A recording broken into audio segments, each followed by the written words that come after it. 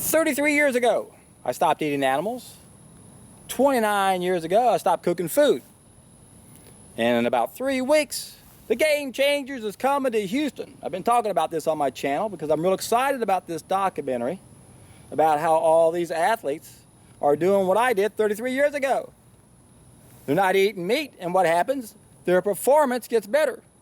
They get faster, they get stronger, their testosterone goes up, their life gets better, they get healthier. But I've been aware of how important diet is for a long time. I understand why there's so much confusion around this subject. And I also understand what H.L. Mencken meant when he said,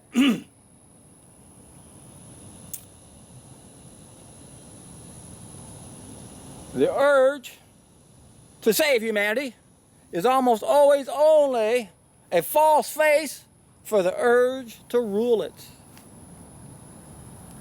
What that means, folks, is almost everything out there trying to make the world better, all these movements, they're controlled by this small group of people.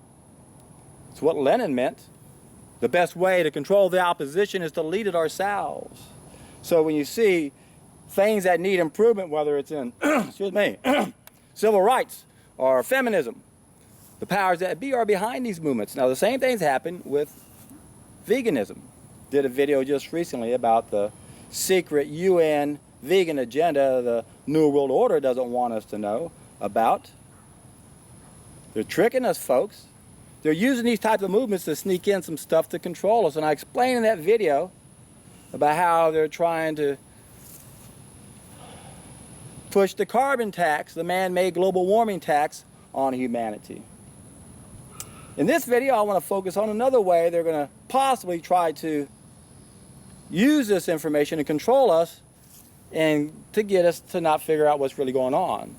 Because there's this Harvard anthropologist that's going to be in this documentary. And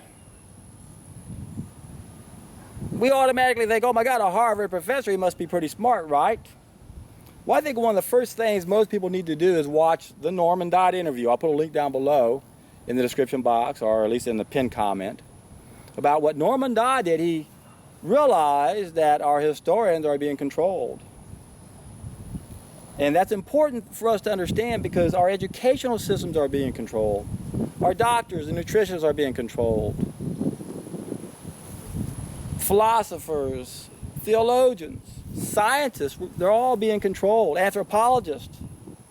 And when you look in the field of anthropology, the biggest problem with all their research is that the most important piece of the equipment is sick, the anthropologists themselves. And what this Harvard professor, Richard Wrangham, is saying, trying to say with another person who's got to be controlled opposition, Doug Lyle, is that cooking is what made our brains get bigger. Now that doesn't fit the timeline in any way, shape, or form. It doesn't fit with what any of the experts say in every way possible. It doesn't even make sense to look at what they're proposing. But people love to hear good news about their bad habits, right? People love to hear, oh no, it's okay to keep cooking your food, but it's not. Cooking destroys things, it alters things. It doesn't make anything better, it makes things worse.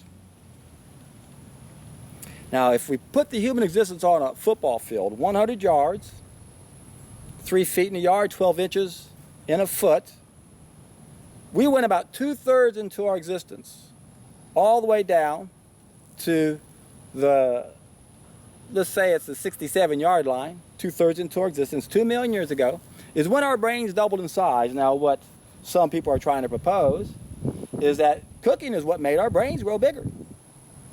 And yet, what they're wanting us to believe is that we mastered fire, we started cooking our food, and then our brains got bigger, and it doesn't work that way. The way the real timeline works, folks, if we start here and we're going this direction, 67-yard line, if we round up, 2/3 into our existence, 2 million away from where we are now, is when our brains went from around 400 cc's to almost 800 cc's. Then we went another 20 yards on that football field. That's another 1.2 million years. We'll say that's around the 87-yard line. That's when we finally mastered fire. It took us that long to finally master fire once our brains were clever enough to do it. And then we went another 12 yards all the way down to the 1 yard before we started consistently cooking our food. So all the evidence says we didn't start cooking our food until the 1 yard line. We didn't master fire until the 87 yard line. Our brains doubled in size on the 67 yard line. The point here, folks, we didn't have the brain power to master fire or let alone cook our food so that cooked food can make our brains grow bigger. It doesn't even make sense. But that's how the powers that be operate. Everything in our society of any significance has everything to do with our health or more important, our lack of health. Especially cooking our food, because when we cook our food, that's what changes our whole mentality and allows the status quo to be the status quo. And that's what we have now. The status quo wants to remain the status quo. So they control our educational systems. Once again, watch the Norman Dodd interview. This was way back in the 50s. He was hired, he was the chief investigator for the Reese Committee, and they were to look into the tax-exempt corporations. And when they looked at the minutes of the Rockefeller Foundation and the Carnegie Endowment, they were very explicit of what they wanted to do. They tried to get the current historians to lie about World War I, and they weren't willing to do it, so they said, we got to create our own new stable of historians. They knew they had to control what historians were taught so that history would repeat itself. We wouldn't know the truth about history last century, and it's going to repeat itself onward, forward. And again, it all centers around our health, so they also control what doctors learn. And I pointed this out in one of my other videos, that when you change your diet, you change your beliefs, because once you realize that doctors don't have the answer, once you embrace a raw vegan diet or a solid food vacation on water or juices, you realize that was the solution. The doctors didn't have the answers. And that's when you realize, my God, how could a whole group of people not know this? How could they have manipulated the medical industry so that they never figured this out? Again, that's the whole point of this. Our educational systems are controlled by a small group of people. They control the media. They control the government. Watch the Thrive documentary. They investigated 12 major sectors of human endeavor. All they did was follow the money. And they found it was the same small group of people on the same board of directors of all these major corporations. It wasn't the pharmaceutical companies, it was the people behind them. Remember Revelation 18:23, and the Bible warns us about how doctors are being used to control us. It states, for by sorceries were all nations deceived. Sorceries is another word for pharmakeia. That word means pharmacy, drugs. That's another word for black magic. We're being tricked and fooled thinking poisons can heal our body some way. So the Game Changers is a powerful document. I can't wait to see it come out. It's going to point out how athletes do better when they eat a plant-based diet. You're healthier when you eat a plant-based diet. But then they're going to try to trick us. Remember what Chief Justice Marshall said, the power to tax is the power to destroy. So this man-made global warming has to do with the Hegelian problem reaction solution. I'll put a link down below to a video I made on that if you're not familiar with how that concept works.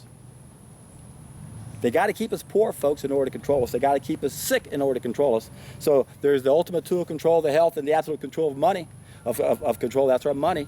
That's what my YouTube channel is all about, helping you guys wake up to this reality. The urge to save humanity is almost always only a false face for the urge to rule it. The way controlled opposition works is they'll tell you 100 things that are true just to get you to believe in one lie that's crucial to them. So they don't mind telling us we should eat a vegan diet, because then they're going to, or not eat animals, because then they're going to give us a bunch of fake animal foods, which are the worst possible food selections we can go to. Anything processed is going to be bad. All your fake meats and proteins are the worst plant foods you can consume. And of course, they're going to tax all of us. And then they're going to try to convince us that you got to cook your food, that cooking is what made our brains grow. No, it's the wrong sequence. Our brains doubled in size. Then we mastered fire. Then we made a mistake, a bad application. We cooked our food. All that didn't happen at first. These clowns are trying to get us to say, no, we mastered fire, started cooking our food, and then our brains got bigger. No. Didn't have the brain capacity to master a fire. We didn't have the brain capacity to cook our food. And right now, most of us are literally brain dead when it comes to so many subjects, because we've been bombarded with so much bullshit by so-called experts, Harvard professors, evolutionary biologists. Give me a break. We're being tricked and fooled, folks. Only one way to figure this out. You got to take a solid food vacation. You got to wake up to the reality that we are what we eat. And the only way to do that is to stop eating solid food. Drink nothing but freshly made juices. I guarantee you, when you do that, oh, you're in for a treat.